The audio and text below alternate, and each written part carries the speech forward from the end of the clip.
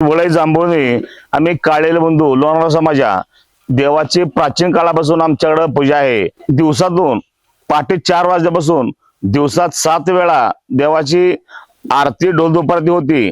33 कोटी देवाने ज्या वेळेला सांगितलं की आता तू बाबा भोजनाचा भोजलिंग तुझं नाव आहे, तुला सगळ्या जगातली म्हणजे लोक येतेली आणि असणारे मग त्या वेळेला असणारा अज्ञान बाळ जवळ घेतला आणि जोगबाईला खाली ढकलून दिली, बाबा आता माझ्यापाशी 33 कोटी देव येणार आहेत तर तू माझ्यापाशी काय थांबायचं नाही, म्हणून तिला खाली लावली डोंगराच्या खाली जोगबाईला। आणि ती जोगबाई येऊन इथं तळ्याच्या खाल्ल्या बाजूला तिथं तिनं मुक्काम केला। 15 दिवसात आमचं पंधरोड असतं।